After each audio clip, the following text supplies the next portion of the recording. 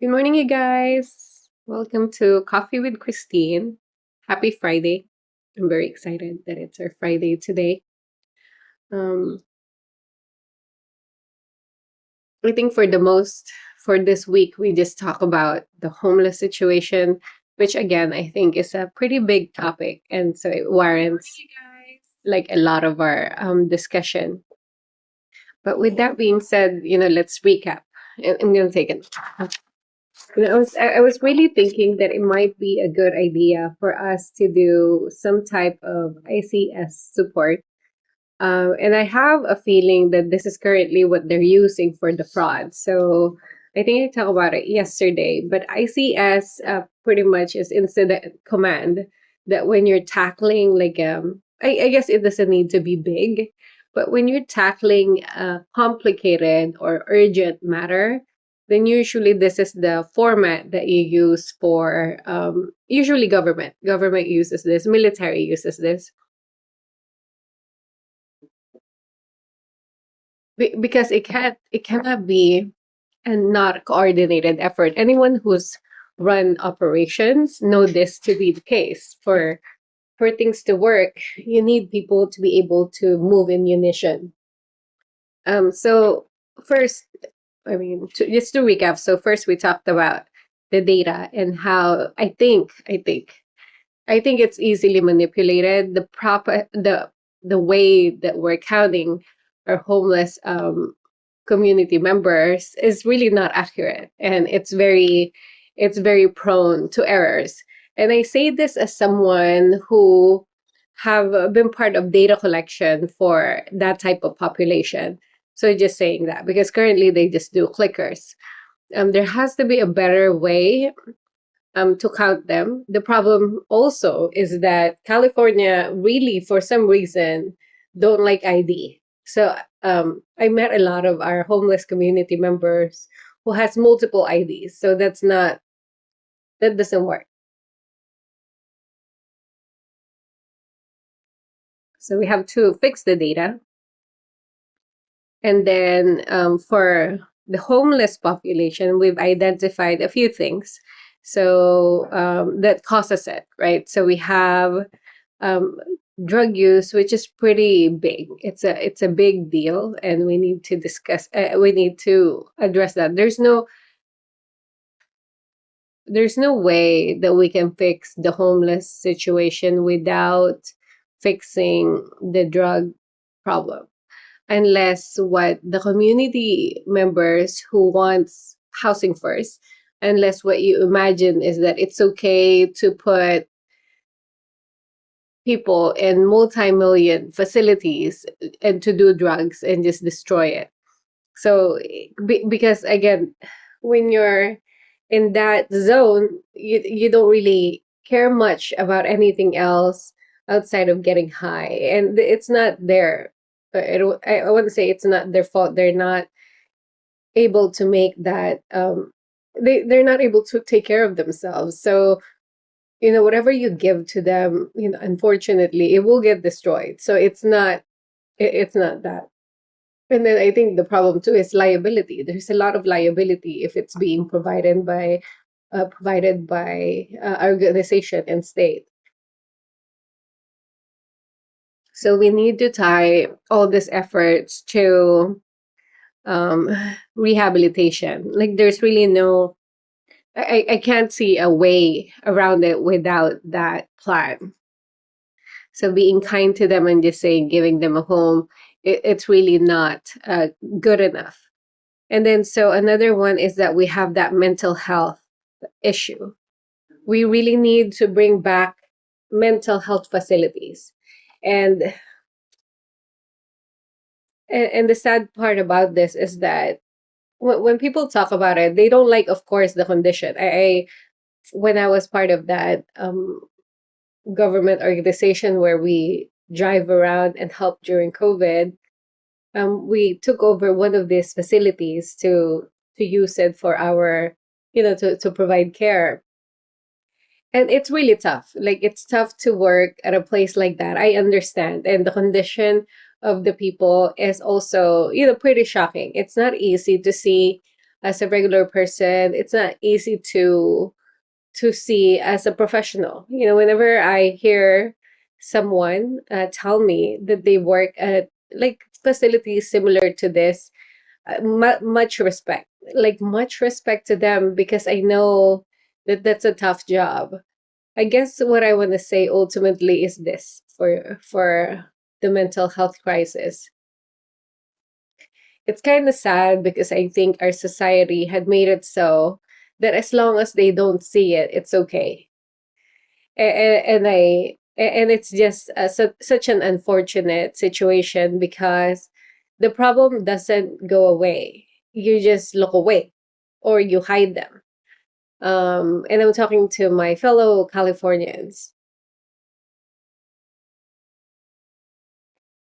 These facilities that we need to bring back because we removed them, they're not going to be pretty. They're not going to be like a place where everything is nice and dandy. It will be challenging.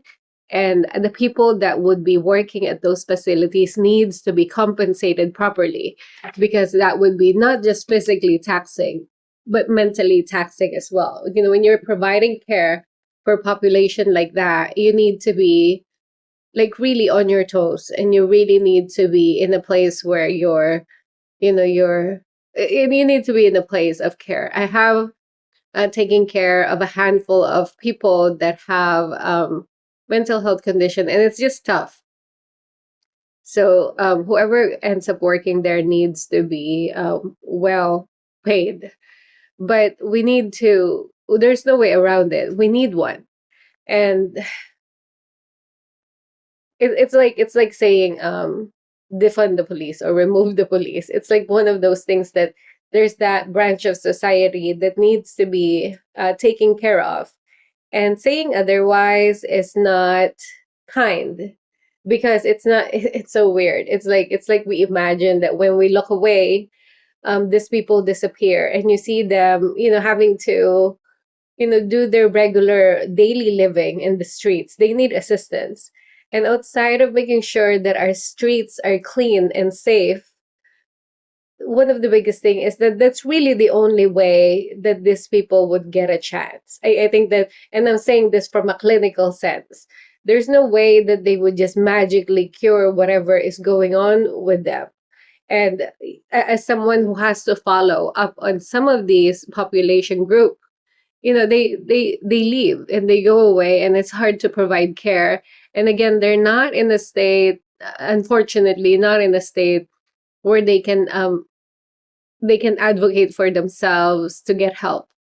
And it's just so sad. And outside of keeping our cities safe, we need this for the family of those people. No one talks about them, but they exist. If you can think about it, because I can think on top of my head a bunch of people that have this scenario.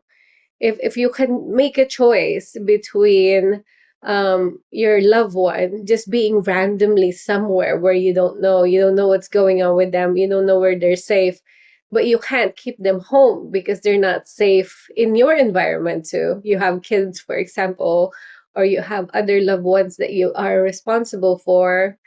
What do you do with them? Where do you put them? And really the only way to make this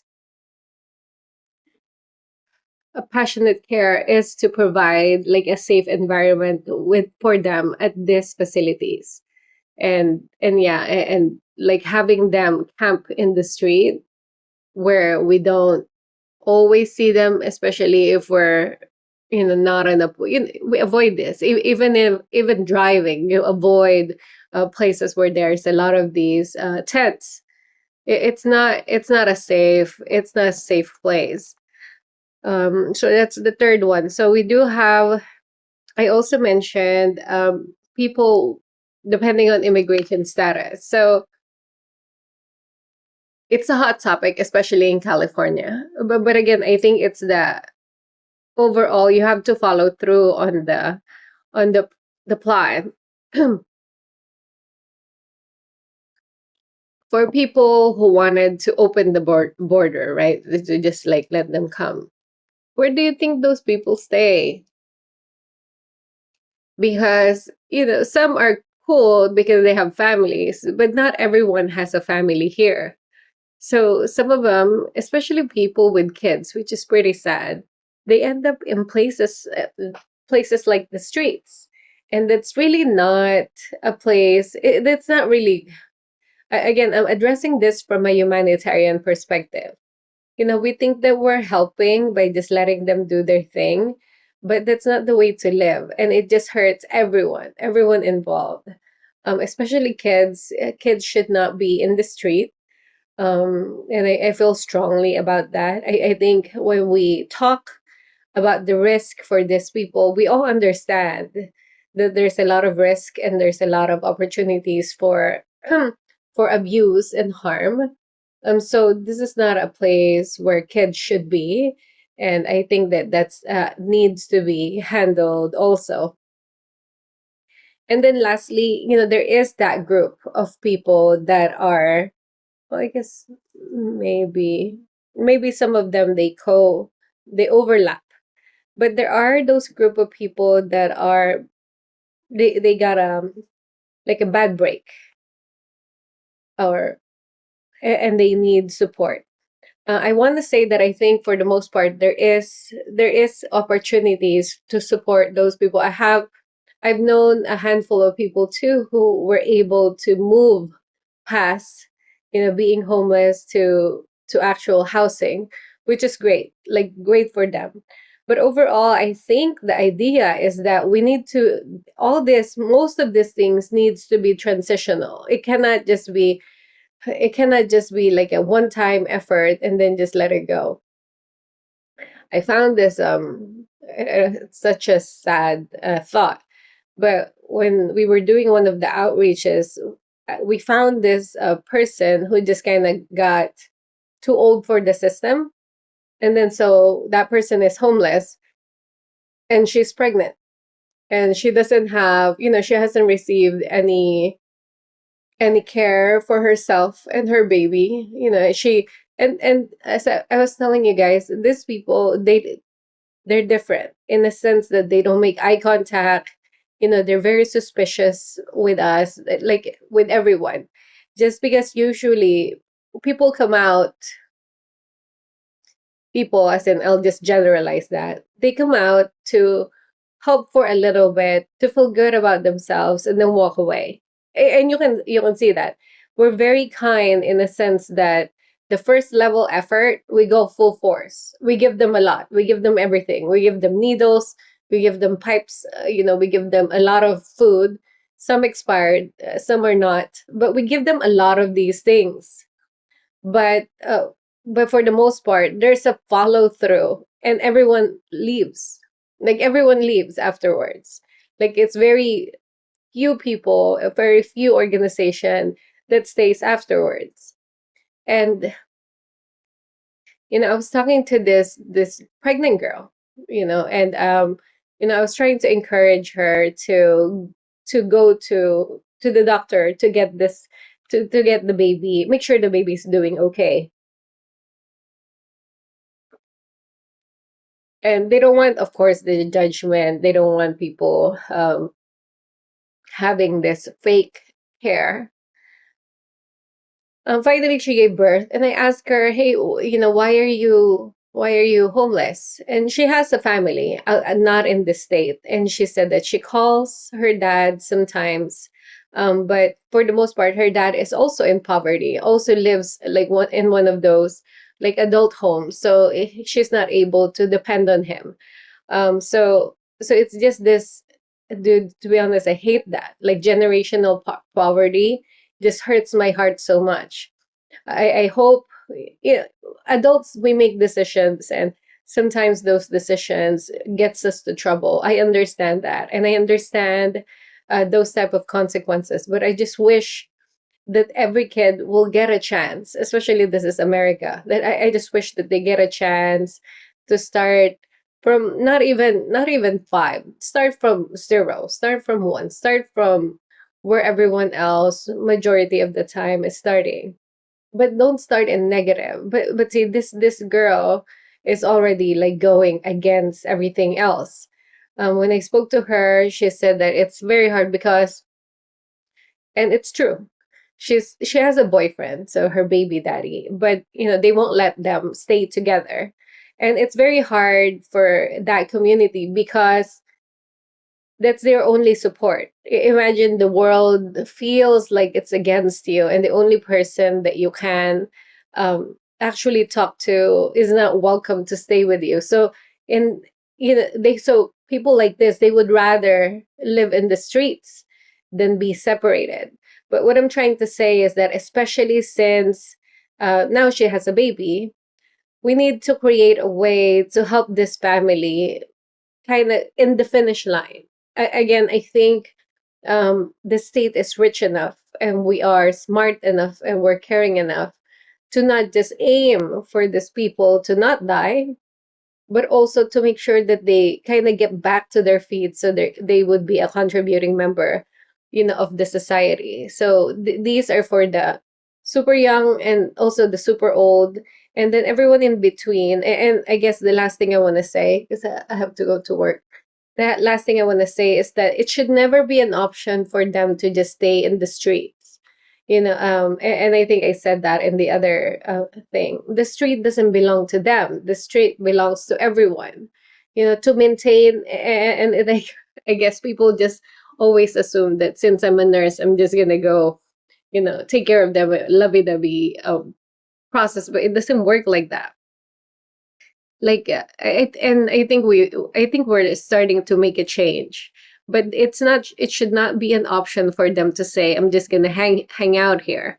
If they are in the street, why, I really, we have to have like those temporary shelters to place them so they can have a proper bed to sleep. But I do need to research in terms of the shelters, in terms of how much we have, if it's enough to meet this requirement. But I guess if all things failed, we need to force them to be in the shelters. Like it cannot be an option anymore for them to just not be. And if they need drug treatment, then we route them there. And if they need mental health treatment, then we route them there. But it cannot be just let them decide whatever they want, and and and just kind of not have any chance of making their life better. I want also, as I mentioned, a coordinated effort, and that's the only way to do it. And it cannot be on a city or county level. It needs to be higher. So it needs to be in a state level. So I'm thinking for that ICS that I was talking about, if because they're doing this for the fraud, because how they're talking to different departments, DOJ, finance, and all that. But it needs to be like one full effort for like a month, and it should involve a different disciplines. Because again, you cannot ignore the cops. They have a perspective that we don't see. Because my friend who was homeless, it was actually a cop that helped him and connected him to service.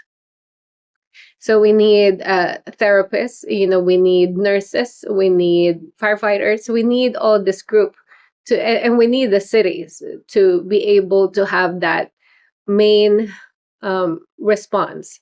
And they need to be able to talk and have like, what is your responsibility? So for example, for a city or county perspective, I'm thinking the responsibility is to make sure that there's shelter enough to cover all the people that qualifies for the shelter, because if they're not safe to themselves or to others, you can't really just put them there. So you need to find a different place for them. But it's like triaging. There you go. Like for nurses, it's like triaging. You look at that person, you look at their needs, and then you route them to wherever that is. So I think from that perspective, the city needs to handle that, but it needs to be reported back. It cannot be a fragmented effort from everyone. So it needs to be reported back. I'm thinking maybe the incident command could be, I don't know, the lieutenant governor, and then just go from there. The money needs to be handled by one person, also not one person, but one group. Like this, just giving millions everywhere. It's not a good approach. I was jumping in the chat for the debate, and I know there's a lot of people that hate Gavin Newsom, but it is not. One of the things I see is that, which is kind of cool, is that he doesn't burn the cities, he doesn't burn the counties. So all this, like, hey, you wasted X billion amount, it all falls in his head, which is logical because he's the main guy. But in reality, he gave all those money to counties and cities everywhere, and everyone is responsible for their own budget. But no one's talking about that. Like, I mean, I guess LA, we kind of are, but for the most part, it's not just him. Like, he approved all this funds to go to different places. It's like, you can always go up. I mean, you can blame the president technically for, the funds that they give for the homeless people too, since it's coming from them. But what I'm trying to say is that it's a tree. So who's responsible for what? And we need to be able to identify that, like, properly, so we know who needs to change. None of this hiding stuff. But if we have a coordinated person in our pyramid, where we have people making that decision when it comes to budget, it makes it a little bit easier to say, hey, who used what in the fund, and how do we get our money's worth for that effort. But I didn't want to bore you guys with the ICS structure, but I think we can still make it. but yeah, so that's my take. In homelessness, it's so complicated. I need I really need like a white paper type of approach, just so it's kind of easier to submit. But thank you guys for watching. Happy Friday. I have to go to work. I don't want to be late. Actually, it's Friday too. So thank you again for joining. And I think Myra's there. So hi, Myra. Have a good day, you guys. See you next week with Coffee with Christine. Bye.